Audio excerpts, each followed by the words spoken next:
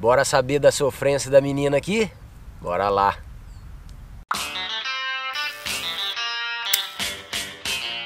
Salve galera, tô aqui com a Estela novamente.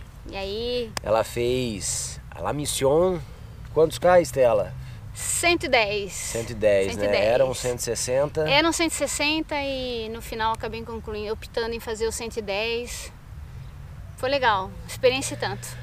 O que foi essa diferença aí do 110 pro 160? A Estela pegou um mau tempo muito grande lá, baixou o teto nas montanhas e começou a ficar bem complexo, né? Ficou.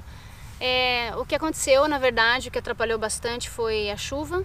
Começou a chover 2 da tarde e só foi parar de chover às 2 da manhã. E a chuva trouxe frio, trouxe neblina, muita gente ficou presa na montanha por horas, complicou bastante a prova. Mas a prova te dava a opção de, em dado momento que dividia o percurso, escolher se ia fazer o 110 ou se ia fazer o 160. Então, depois de muito frio, muita chuva, algumas quedas, faz parte. Eu tive essa opção e reconheci ali o meu limite. Eu acho que nem tanto físico, mais mental mesmo, e resolvi fazer o 110, concluir bem o 110, do que partir para o 160 e ficar presa na montanha, e não quis arriscar. São os primeiros 50 minutos da prova. Não foi muito difícil, mas é importante guardar energia, porque os 60 quilômetros finais são os mais difíceis. E vou mostrar para vocês um pouco da paisagem. Como vocês podem ver, nós vamos chegar lá em cima. Esse é só um dos muitos cerros que vamos subir. Ô Estela, só pra gente saber, então do 110, essa laçada que você deu pro 110, em vez de tocar no 160, tinha uma montanha, né? Que eu acho que era pior. Como é que era essa última parte? Eram vários cerros, vários picos. O pior mesmo dos 160 e dos 200, quem ia fazer 200, era o Aceré. E o Acerete, Aceré. E foi exatamente aí que a montanha foi fechada e por várias horas. Somente os primeiros corredores passaram e depois os demais ficaram presos. Então eles passaram a noite lá, depois abria, saía. Então isso tudo foi por causa da visibilidade também, do mau tempo em si. Eu não cheguei nessa etapa, eu parei antes quando dividia do 110 para o 160, então eu já parei ali, eu já peguei a parte final, que é a parte contornando o Lago Lolog e já indo para a cidade. O começo da prova foi muito bom, assim, tanto eu, acredito que todo mundo deu para manter um ritmo. A gente subiu o primeiro cerro e lá de cima dava aquela visão maravilhosa. Quem pesquisar sobre o vídeo da prova vai ver que o lugar é maravilhoso. Então foi tudo bem. E às 2 horas da tarde a chuva começou e foi trazendo frio. O equipamento, eu aprendi muito nessa prova. O equipamento de chuva que eu levei não era adequado. Só para lembrar, galera, ela tava na região montanhosa entre Argentina e Chile. Isso. Então, cara, você imagina o frio aqui com chuva, imagina lá como é que é. Então, eu aprendi isso, assim, o equipamento que eu tenho que melhorar para as próximas etapas, próximas provas. E tem um equipamento que fez a diferença. E o que foi? Que foi o anorak. O anorak, fazendo propaganda já da North Face, eu indico para qualquer um, porque ele me manteve seca da cintura para cima e o frio também conseguiu me ajudar bastante. Eu pequei assim na proteção da mochila, eu acabei perdendo a proteção da minha mochila e isso molhou meu saco de dormir, então meu bivac molhou, então eu não precisei dele. Com qual mochila para lá?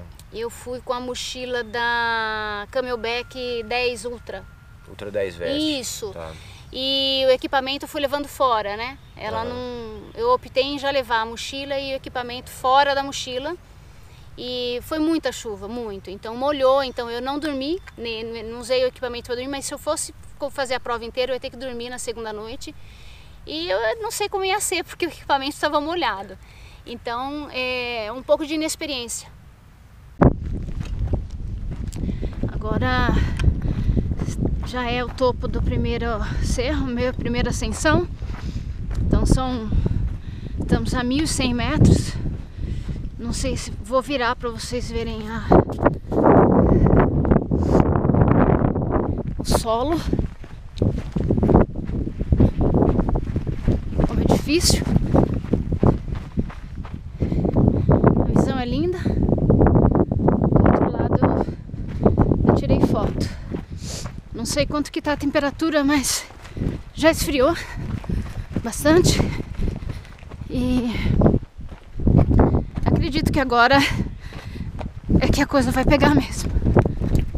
Galera, não esquece de acessar nossa loja, www.lojadovadir.com.br. Tem alguma dúvida? O WhatsApp e o link vai estar na descrição do vídeo aí. Fica a dica, continua com o vídeo aí.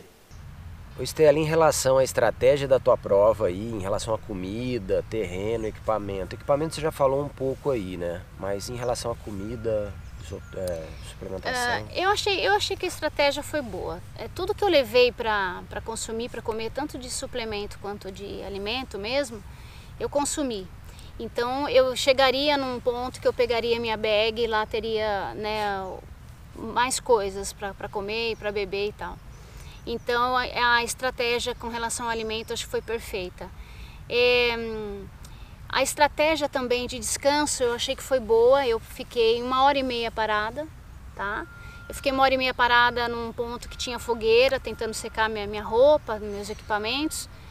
Eu achei que foi suficiente ali para eu dar uma relaxada e programar como seria o resto da prova. E também já comecei a pensar sobre a possibilidade de fazer o 110. Entendi. Vendo os atletas que estavam chegando, falando sobre o tempo, quem iria desistir, se dava para continuar, sobre a montanha que seria fechada.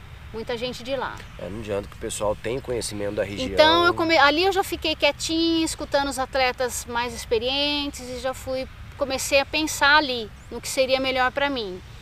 E os equipamentos eu já falei, né? O único equipamento que eu acho que faltou para mim com relação foi a proteção da mochila de chuva, uma proteção melhor, e a calça que se fosse impermeável, show, teria me salvado também. Você foi o tempo inteiro com as pernas molhadas? Fui molhada e como perdi a proteção da mochila, a roupa que eu levei para repor também molhou.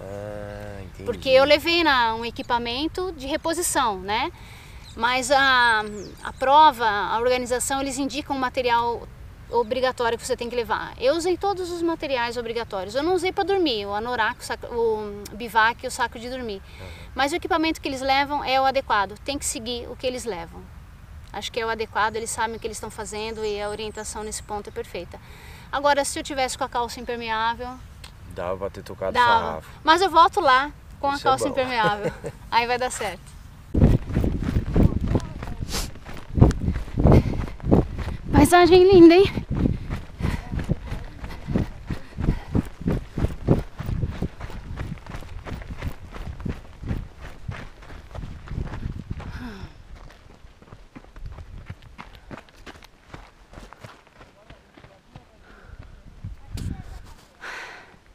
Quando eu vejo isso, eu só penso que vale a pena. Falou! Ô Estela, então você comentou aí que você caiu algumas vezes e tal, e em relação também nesse caso de hipotermia, de alguém passar mal lá, nos PCs ou posto de controle aí, como é que era esse lance de salvamento ou ajuda? Olha, essa prova, quando você faz a inscrição, desde o início lá está escrito que é uma prova de autossuficiência. Ou seja, você tem que se virar, você está por si. Então tem o posto de controle, nesse que eu fiquei parado 1h30, mas posto de controle, olha, não sei se dá para chamar aquilo de posto de controle, uma lona assim para você ficar embaixo, protegendo da chuva com uma fogueira, vendendo hambúrguer e tal. Então, na primeira queda que eu tive, eu caí 2 vezes, não fraturei, não lesionei, não fiz nada, mas foram 2 quedas. Foi de noite, com chuva, com barro, com lama, totalmente sozinha. Então na primeira queda eu já pensei, nossa, se fraturar, se acontecer uma coisa maior aqui, eu ia ter que usar o equipamento de segurança para me proteger, para esperar um outro atleta, para ele chegar no posto, para avisar a organização, para a organização me resgatar. Então isso possivelmente uma pessoa que se acontece, a pessoa se machucar, ela passa a noite inteira lá. Então eu acredito que equipamentos também de segurança e tudo, seja para isso, para você sobreviver à hipotermia. Eu passei muito frio, eu até achei, tive início de hipotermia. Na verdade não, né? Porque a hipotermia acho que é muito mais grave do que aquilo que eu passei. Eu passei muito frio, mas agora pensando bem, eu acho que não chega a ser a hipotermia não, porque eu consegui continuar, consegui correr e colocar os outros equipamentos para me proteger. Mas eu acredito que não houve nenhum caso assim, não soube de ninguém, que nenhum atleta que tenha se machucado a esse ponto.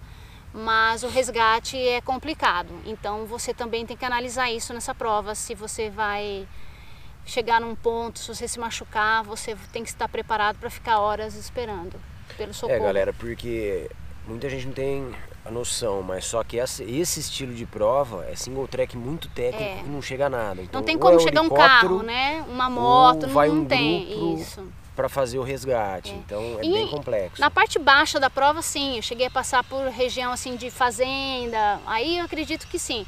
Mas a hora que você já sobe, depois do primeiro cerro ali, média aí montanha. Isso, daí a montanha já não dá mais. Agora eu vou começar a subir o segundo pico. Eu estou totalmente sozinha. Às vezes escuto vozes, mas eles não estão perto, não. A chuva aumentou e os pés estão bem molhados. Mas tá tudo bem. Faz muito frio nesse momento. Tô pegando chuva desde as 2 horas, agora já são 7 da noite. Vou mostrar para vocês.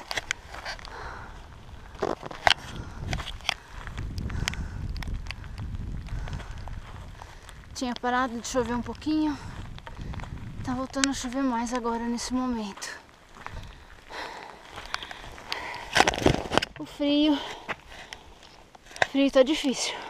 Galera, então acho que é isso daí. Então a Estela deu o relato dela aí, do perrengue que ela passou e não foi muito fácil não. Agradecer a companhia dela, o bate-papo com ela aí.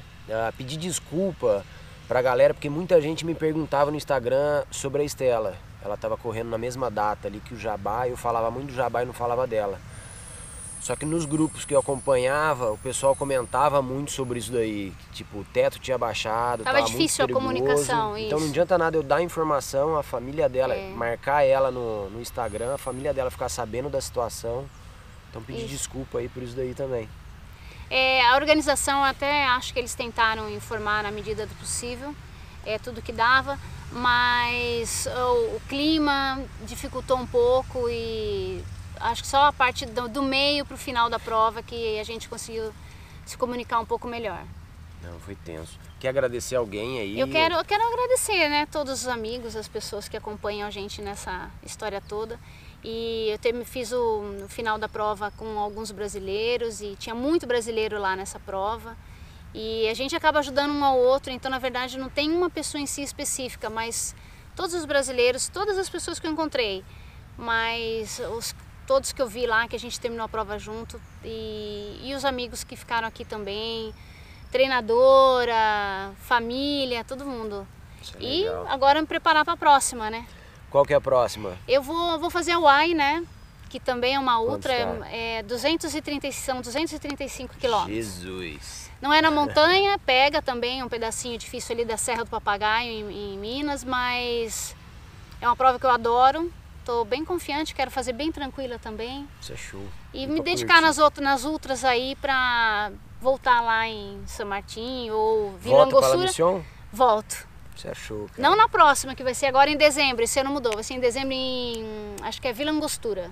Mas volto, vou fazer o 160.